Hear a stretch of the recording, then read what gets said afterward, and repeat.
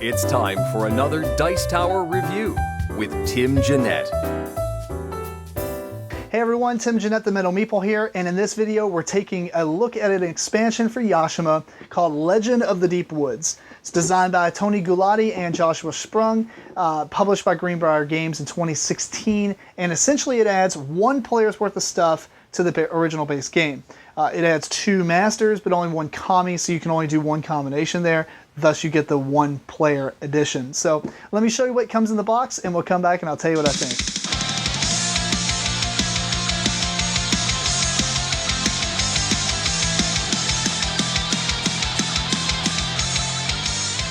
Here we have all the components that come in the expansion Legend of the Deep Woods.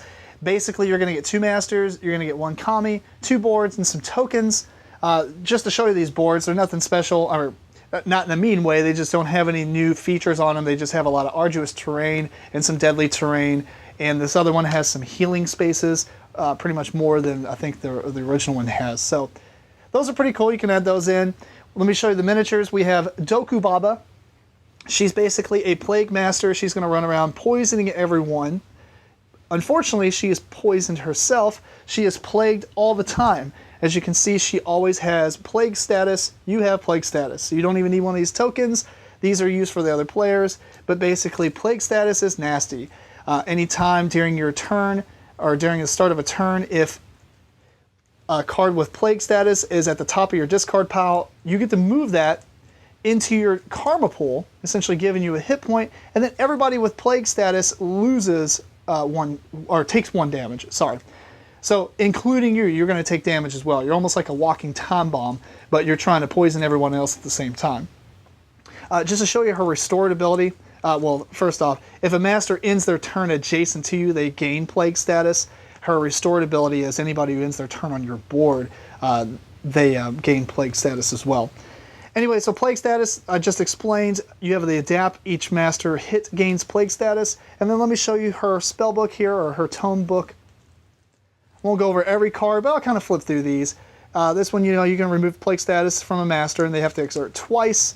You remove plague status, they take 3 damage. You can equip this card, essentially making your karma pool turn into hit points for you.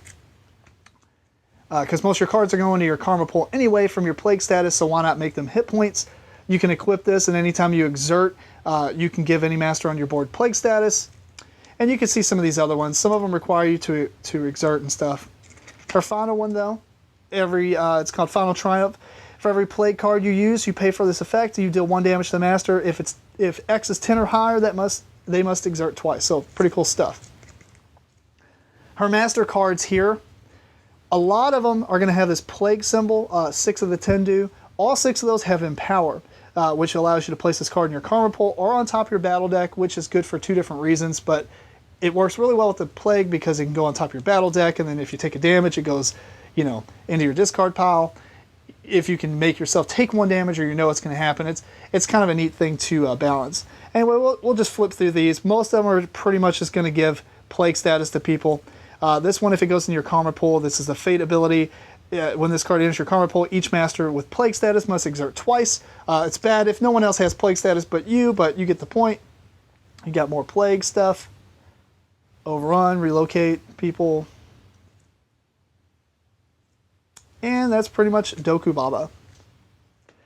Up next we have Toru. Toru's like I guess he's kind of like an earthen person. I mean, he likes to plant plants, so he's pretty cool with nature, I guess. He's going to use these tokens over here. One side of them are seed status tokens. All the other side are plants. Basically, he runs around placing them on the board. And during the following turn, or the next round, basically, they flip over to plants.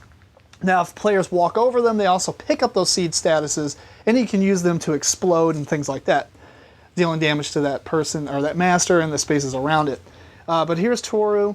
He has a built-in special, or a karma action of choose 1 unoccupied space on your board to gain seed status. That's how he can get seeds all over the place. On top of that, you can move through spaces with plant status if they're not arduous terrain.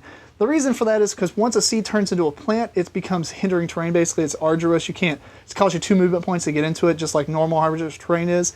Except he can move through them, and once he's restored, he can move through them as if they're road terrain, so he gets an extra space of movement as well. And just to go through his book, I won't go through all of his because his are pretty lengthy. He has a ton of imprints though.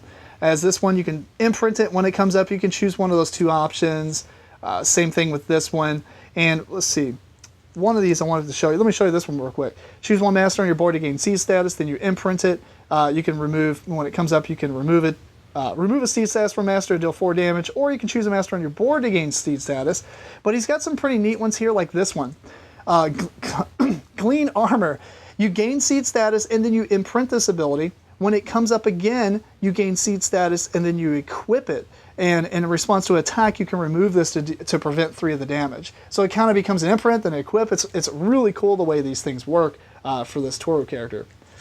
Let me just flip to his final ability, which is crazy. It's 6 karma, and you can choose 1 master on your board to gain seed status, and then you imprint. When it comes back up, you can remove a seed status from master to use any number of cards from your karma and deal 2 damage per card you use. On top of that, you can choose to gain a seed status and draw 5 cards. Pretty powerful, I would say. His normal master deck here, a lot of it has seed stuff, and it pretty much deals around with placing seeds and blowing them up. When it enters your karma pool, you can choose spaces to gain seeds. And you can see how this one, he can explode the seeds. And this one, he can burst the seeds, which do a little bit different. It just does 2 damage to them instead of blowing up all over around them. He can grow, relocate any plant status on occupied space. And we'll just flip through the rest. So those are the 2 masters that you receive. You also get the Kami Fox. And for the most part, I'll just flip through some of these. And I apologize, they're sleeved, but they are really thin cardstock. But my sleeves do thicken that up. So hopefully the glare is not too overbearing. But I'm going to flip through some of these cards, and then I'm going to come back to these 3 because those are the ones I want to talk about. Most of these are standard abilities you're going to find in other Kami decks, and standard just numbers and attack patterns and such.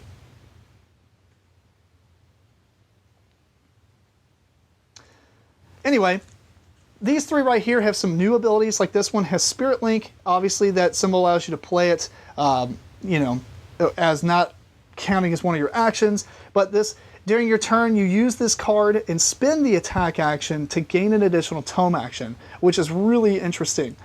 This one, Spirit Shield, in response to an effect, use this card to prevent 3 damage. That's in response to an effect, not an attack. So, pretty cool. And this one I always thought was interesting because it has a high combo, only 1 attack, but it allows you to actually delve and turn a page in your tome. So, pretty cool, Fox. Let's go and I'll tell you what I think of the expansion. And there you go, that is the Legend of the Deep Woods expansion for Yashima. Pretty much keep this closing comments short because there's not a lot to say about character expansions. You're either going to like their playstyle or you're going to just avoid them. Either way, it's one of those things where you can just pick up and throw in your base game of Yashima, because if you don't like it, somebody that you're playing with is going to like it. It caters to certain playstyles, I feel, and you're either gonna adapt with it or not. So Dokubaba, on one hand, is a little bit difficult to play, but pretty rewarding when you get her plague status thing going off all the time, and people are just dying slowly, especially in a free-for-all game with 3 or more players. I mean, that's crazy. I don't really play free-for-alls too much. It's mostly teams, but even then, I mean, if you got multiple targets, it's really cool when it starts to happen. Toru, on the other hand, his tome is just simply the best designed tome, I feel, or at least the most entertaining and really rewarding. It's really cool to put those imprints in and they come up and have choices, or come up and then they get equipped and you do something cool. It's just really well designed and much different than the other Masters tomes, and it's just really cool. The Fox Kami is there. I feel like it's, unless I'm just missing something, I feel like it's kind of a middle of the road. You can apply it to anybody and it does well. I like that it's not like super awesome with one person, and it's a good addition. It's good to have more Kami to choose from. It's interesting they didn't include 2 Kami, so you can have this as a 2+ expansion, but whatever. I'm happy with how it is, and I like the additional Terrain tiles, though, I would have liked to see more, or maybe another relic terrain, but at the same time, I feel like those are kind of just secondary to the Masters anyway for this expansion, so not a big deal. If you've got Yashima and you like Yashima, this is almost a no-brainer. Anything to expand Yashima as far as the roster is always just a no-brainer in my head. So anyway, pick it up. If you got any questions, feel free to email me at timjennette@gmail.com. Follow me on social media below. Check out my podcast, the Meeple Core Podcast, on YouTube and iTunes. And until next time, keep on rocking and rolling dice. Thanks so much for watching the Dice Tower videos. Find more great videos and reviews, as well as our top-rated audio podcast at Dicetower.com. You can also find other great shows at Dicetowernetwork.com. I'm Eric Summerer, and you've been watching The Dice Tower. The Dice Tower is sponsored by Cool Stuff Inc., where you can find great games for great prices. Cool stuff in stock. Check them out at CoolStuffInc.com.